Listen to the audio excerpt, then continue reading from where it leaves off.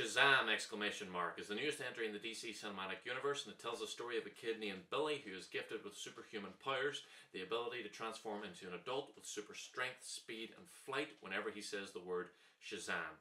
And now it's time for my usual disclaimer for every time I review one of these films.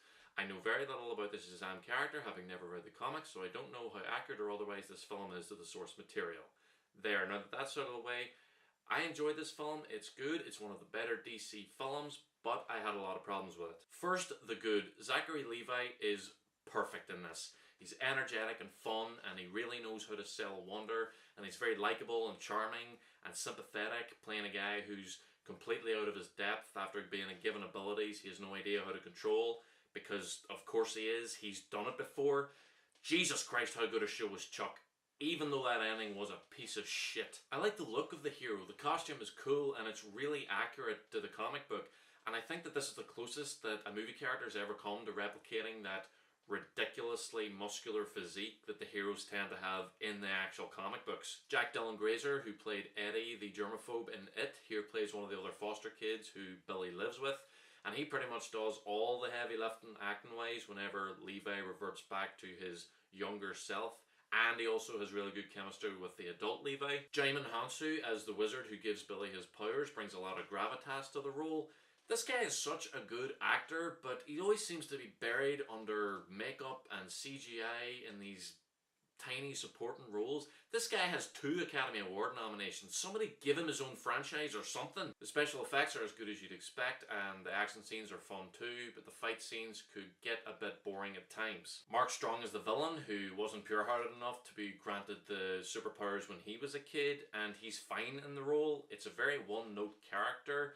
He's just kind of evil. They do try to give him some depth and similarities with the hero, with them both having met the wizard when they were kids and their less than perfect relationships with their families, but they don't really explore that aspect of it as much as they could have. For what he turns out to be, his setup at the beginning of the film is a bit too long, and he's not funny. I mean, he doesn't have to be funny, but if you're not going to make him funny, at least make him the butt of the joke, where the heroes are making fun of how serious he is, kind of like they did with Ronan in Guardians of the Galaxy. And there are some moments like that, but they don't explore that very much either. Also, his father is played by John Glover, who is awesome. Ever since Smallville, I have loved this guy, and he is no stranger to the other DC properties. I'm afraid you'll have to die. The film is a comedy more than anything else, and it works well as one, but a lot of the funny moments just don't land. But then there are other ones that really do.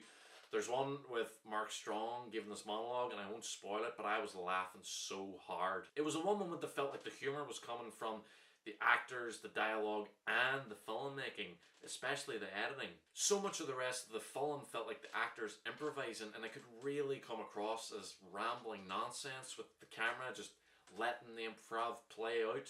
Like it's the recent Ghostbusters film. Just write jokes and have your characters say them or act them out. It is usually funnier than improvisation, which is very hit and miss. There are also a lot of jokes that you can see coming from a mile away. There was one where I nearly said out loud in the cinema what was about to happen, and I'm really glad that I stopped myself. The big flaw, which I just could not get past, was the main character himself. Now this film is supposed to be like Big, but with superpowers. The actors said that, the story is incredibly similar, and there are actual references to the movie Big in this film. Big worked because it was fun to see a grown man act like a little kid, and the draw for this film is the exact same. It's not to see a teenager get superpowers, we've seen that before. Peter Parker is 15 years old in Captain America Civil War, and that's the exact same age that the kid playing Billy was when he made this film. Big worked because the kid was 12 years old, and he acted like he was 12 years old. So Tom Hanks had to act like he was 12 years old. And he plays with toys and eats junk food and he spends his money on stupid crap and he doesn't know how to act around adults, and it all makes sense. But this kid is nothing like that. The first time we see him, he's tricking these cops so we can break into their squad car to search their database to find an address. He's been hopping around the foster system for years and he insists that he can take care of himself. He's moody and he's no nonsense, which all makes sense given his background, but he just comes across as unlikable, and he's such a dick to his foster family, who are perfectly nice, and his so-called best friend. So you take that guy and give him the body of a full-grown man, and you get a grown man who's immature and his priorities are out of place. He's a selfish guy who learns to be a hero.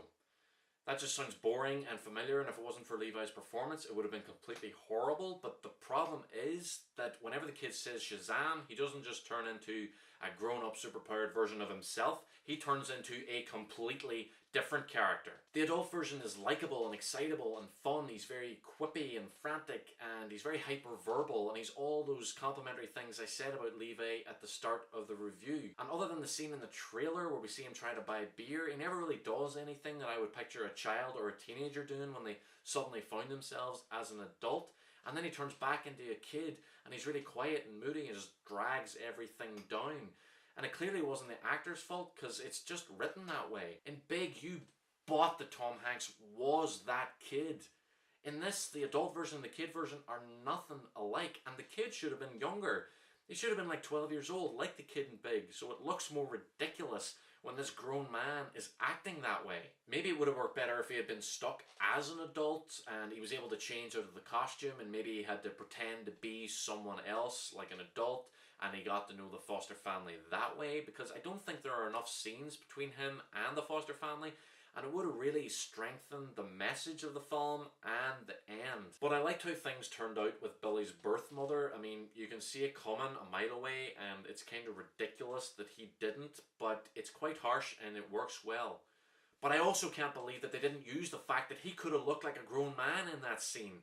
It would have made so much sense. There are these villainous monsters that are based on the 7 deadly sins, and they do nothing with the concept that those words introduce. And they do the, my best friend's a superhero and he's going to show up and prove it in front of the whole school, which I pray we do not allow to become a new trope. It was awful in Spider-Man Homecoming, and there's even more of it here, but I have to be honest, here they do pay it off a lot better. I won't spoil the ending, but it was really fun. I was able to see what was coming, but I was still really satisfied by it. And even though I would have liked to have seen more recognizable actors in the surprise roles, the 2 actors that I did recognize absolutely nailed their performances. It was a great, fun, just goofy scene. It was great. There are mid and post-credit scenes which I didn't see because I didn't stay for them, because I never do. I like to wait for the Blu-ray to come out and I'll watch them then. It gives me a little something extra to look forward to for the next time I watch the film. I also don't like to wait because I once had a bad experience with Pirates of the Caribbean at World's End and its post-credit scene. I'm going to give Shazam! A B-. It was more fun than it was funny, and without Zachary Levi's performance, I don't think it would have worked, but I'm glad I saw it, and I'll probably see it again, and I'm positive I would have loved this if it had come out when I was younger. I criticised it a lot, but I would still recommend it. DC seems to have finally gotten on track. They've lightened the tone a bit, but I hope they don't overcorrect and turn all their movies into comedies. It seems like the sort of thing they do. Thank you very much for watching my review. Please like and subscribe, it helps the channel grow, and follow me on Twitter at LukeToTheMovies. Please comment down below, let me know if you've seen Shazam, what you thought of it, if you liked it, disliked it, if you agree or disagree with any of my points, or if you have any comments of your own. Also, let me know if you could have any superpower, what superpower would you like to have? I'll be back soon with more reviews, and I will see you then.